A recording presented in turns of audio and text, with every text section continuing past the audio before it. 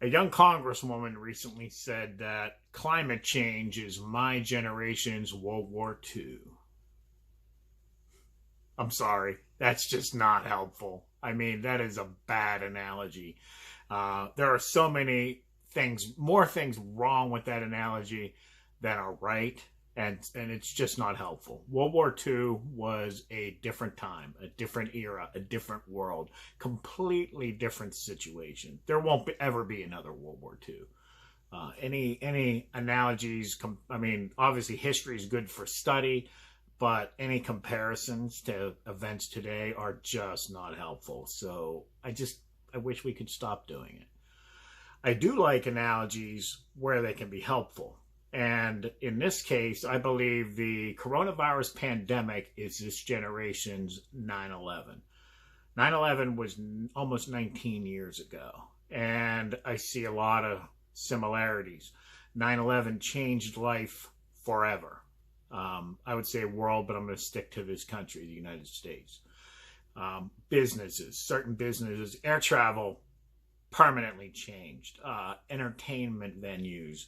I mean, a lot of the mass shootings that have happened in recent years, play off of the whole 9/11 thing, and the sense of safety and security that's been lost. And so I think the government's changed. I mean, things about our government changed permanently after 9/11. We criticize a lot of it now. That's our jobs. But fact is, it changed. But I think the most significant for me that I want to talk most about is the mindset of the people. Our view of life, our view of the world, it changed. And that's happening. That's happening right now. When we go back to work, as the saying goes, it's not going to be the same world. I don't think it'll ever go back. And I specifically want to talk about our public discourse, what we often call the divide in America, the polarization in America. My observation, after 9/11, about 18 months, this country was unified. It was, so I'm going to go against my own rule here and say it was probably the closest thing, my understanding, to the way the country rallied together during World War II. My estimation, the 12 to 18 months after 9/11 was probably, that's how I imagine it was. It was really a positive, uplifting time of unity. And it wasn't all because of the Iraq War, but by the Iraq War, that's when we divided again. And we divided much more strongly, much more, it was just much more pronounced. It began with our politicians, began with our media. What brought us, the people involved in it, was the internet. We had email conversations through these distribution lists, bulletin boards, chats. Virtual communications was just beginning at that time. Now we have social media. It's like the same idea, virtual communications, online communications, but on steroids. And, it's created this kind of polarization in America where, narratives are a big part of our life. Media uses narratives. Everyone uses narratives to communicate ideas. It's not necessarily a bad thing to use a narrative. But the media does this, and major media does it, and we do it now too. And what I mean is, we select a narrative first, and then that dictates how we interpret everything else around us. In some cases, I guess that's okay. Your worldview involves your religion and God, that kind of foundational belief system, philosophy of life. Yeah, I think that's a helpful narrative to guide your life. But when you attach yourself to conservative, liberal, whatever, it creates this thing that we all see and none of us like, but yet we kind of play right into it and perpetuate it. So what's happening is, and it's a political thing. This is how politics have always been. It's just that now people are more engaged in the politics. They feel like their opinions mean more. They feel like because they can put it in writing and everyone can see it, that it carries more weight. So the point being, once you adopt a narrative, and today during this coronavirus, I see two narratives being adopted. One, public health. It's all about the public health, man. We gotta do whatever it takes. I mean, I hear this people talking about the economy. Something's wrong with them. They're in denial. They don't understand it. And that last part is the problem with polarization and the narrative, is the assumption that people that don't agree with me, people that see things differently, are bad people. They're a threat. They have to be marginalized. They have to be minimized. They have to change. They have to be shouted down. Whatever it takes, we got to take them out because, man, they're a threat. That's the polarization. So you have people on the healthcare side, you have people on the economy side. But let's be honest about it. Let's be real about it. We're all experiencing this a little bit differently. And, you can divide it into those two camps. Some people, you're young, relatively healthy, you're not worried about the virus. All the science says you personally are not a threat for this virus. But you're seeing your economic world fall apart. You're seeing your investments have collapsed already. We're seeing unemployment skyrocket. If you're in small business, you are losing a lot of revenue. If you're a worker, you may be laid off. It's just, you can't call those people bad people for worrying about their livelihood, for worrying about, how this is impacting them on a deep level personally. But at the same time, there's other people that are more about, or 100% about, the health risk. Maybe they're people who are in a high risk group. Maybe they're people who, have family that's in a high risk group. Maybe they're just people that aren't really plugged into that economy. And, maybe it's the narrative of, human suffering and, maybe it's just their narrative. It plays more to their kind of worldview in life, a more kind of, liberal,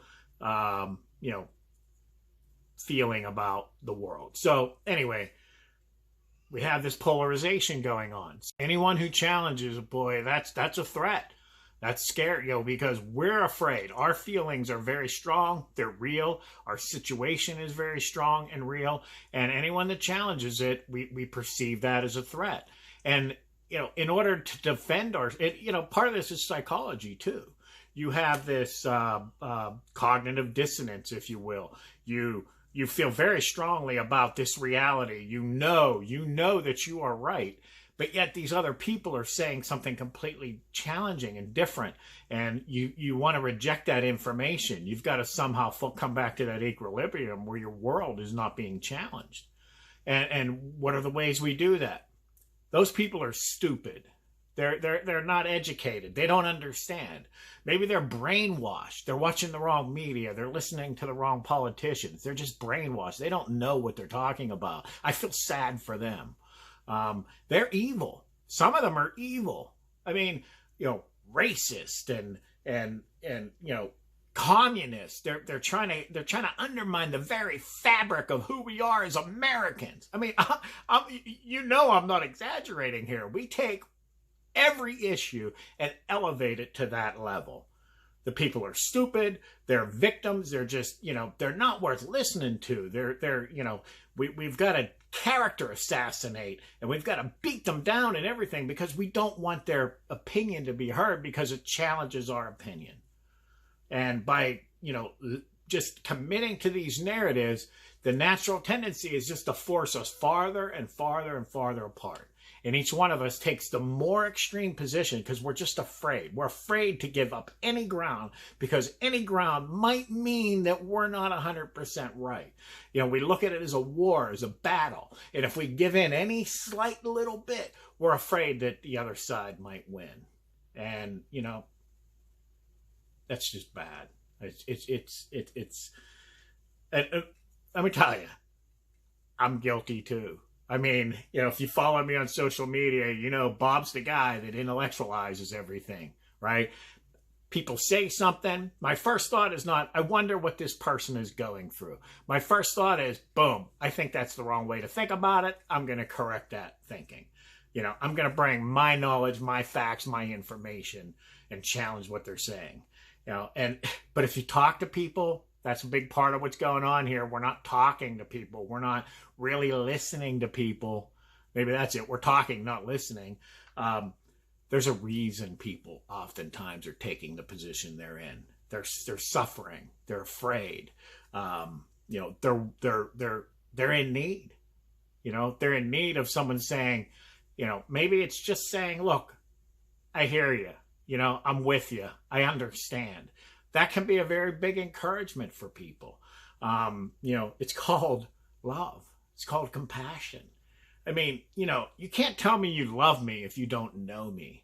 You can't tell me you love me if you don't care about what I care about, if you don't understand my worries, my fears, and my pains. So sometimes people do that. We do that. We say, we're going to beat you down and prove you wrong and do all this. And then at the end, but I love you. That's the only reason I do it. I want to help you. You're not helping. Okay? You're not helping when you dismiss people's feelings and their life experience. You can't necessarily fix everyone's problem, but think about it yourself, just to be heard, just to have someone to walk with you and not judge you and, call you evil and bad and stupid because you're afraid for your livelihood. You're afraid of, you were planning to retire, or you have kids to feed, you were on a career path, your business was growing, and now it's all threatened. It's all out the window and you're scared, and you turn to social media and there's no human connection. All we have are our words, and our words are more, intellectual, not feeling, not emotional. So, our world's been challenged. Everything that we believed was important has been challenged right now. Our sense of safety and security, our sense of, and we find that in our economy. We find that in our finances. We find that in, I didn't think this virus, I knew what was going on in China. I didn't think it would come here. There have been so many other viruses that didn't cause this much turmoil and upset in our country. I trusted that our government and our scientific community had this under control. And don't give me that it's Trump's fault, okay? The CDC and, infectious diseases, our healthcare community, when a new president takes office, that stuff doesn't all reset and start all over and say, okay, Mr. President, what should we do now? It doesn't work like that, okay? But, it's easy. The other thing is it helps us to deal with something if we can find someone to blame. It's that oversimplification again. But anyway, I digress again. So, everything that we believed was important is now being challenged. I mean, everything we put our faith and our trust in is gone. And I believe this is an opportunity to see the flaws, the problems of this social media, the polarization in America, and for us to change. There's very little that each of us can do while expressing our opinions about how we should respond to this virus, how we should fix our economy. It's our role. We can certainly express those. But how much impact is your opinion and feeling really going to have? Except maybe to educate and help the people around you. But who's going to listen to you if you're on two different sides? So now you're only speaking to a segment, a portion of your friends. I would say, if you want to make a difference, if you want to know how you can make an impact to better our world going forward, to make a big difference in this situation, aside from following what they recommend as far as distancing, et cetera, if you really want to make a positive impact, let's change. Let's change this polarization. Let's stop labeling people, minimizing their opinions, and attacking them and calling them stupid. How about this? How about if your view and your idea is right, then open it up. Open it up to criticism, okay? Because you have nothing to fear. If you do know what you're talking about, and if your position is the morally, intellectually, and in every way the right way, then open it up to challenge and criticism. because it'll stand on its own merit. And if it doesn't, if you realize, hey, maybe I wasn't 100% right, then guess what? You're more right by letting people criticize you. You're more right by opening your mind to other outside opinions. And, we talk a lot about diversity, but it's ridiculous. We don't have any diversity of thought. I mean, we're going to say that, it's good to have people of a different skin color and from different cultural backgrounds and different, races, genders to come together and work. But if we can't talk, if we don't have the same mindset, if we don't all agree on all these issues, then, that's not diversity. I mean, come on, that's the most important part of it, isn't it? It's diversity of thought, the diversity of opinion, and sharing life's experience and being receptive to that. That's what diversity is really about. That's what makes us human. I mean, that's what brings us together. That's what love is.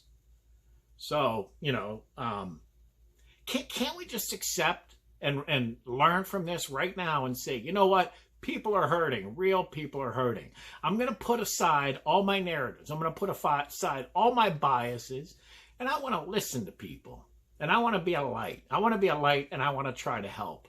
And if someone posts something that's, bothersome to me or disturbing to me, maybe instead of criticizing, I'll give them a private message or even a comment saying, hey, how you doing? How are you? How's this, how's this affecting you? Maybe this. Give them a phone call. Maybe a voice on the phone. So for me, the brightest shining light in all of this has been the church. How the churches have shifted to online devotionals, online services. I mean, they're the one institution that's really, really making an impact on pulling people together.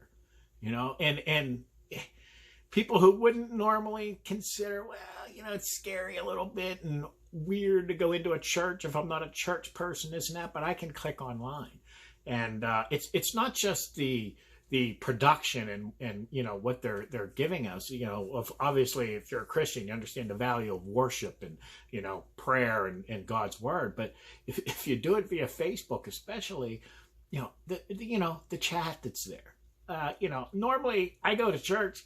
I'm an introvert. I have a little bit of small talk in the lobby. Boom, I go in, I do the service, and then when the service is over, everybody pretty much leaves.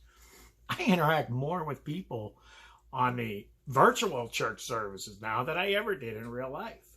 Some of these people, I'm getting to know their names. They're there all the time, and I want to meet them. I can't wait to, put a face to a name. So,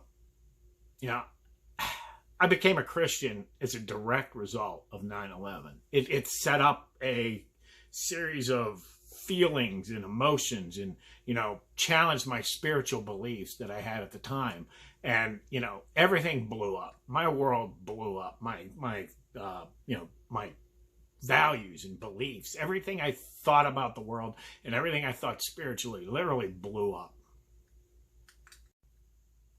So I felt drawn to this church, and I won't share the details on where that, maybe someday, but, this process I was going through, this mental and spiritual and, just like I said, my world blew up. I had this recurring kind of thought, this drawing to this church where I've never been. And I went, and, at the time I was as intellectually, opposed to the Bible and Christianity as anyone could be. It was, I can't say enough about that, how much I was against it, but I was so lost, so I could say how I describe this, my world just sort of collapsed. So I followed this pull. I went to this place, and long story short, I became a Christian. I've been going ever since. What I found there is hard to describe, but it's one of the few times in my life where I walked into a place and I felt like this is where I'm supposed to be. It really wasn't walking in. It was when the service started. But so it completely changed the trajectory of my life. By following Jesus, studying the Bible, I found I found a worldview, called it now a narrative, but a worldview it's not this political, I disagree with these people on this stance and this stance. I mean, you know what? The characterization of Christians by non-Christians in politics is it's stereotyping. I mean, it's generalizing. But anyway, I found this worldview that explained everything.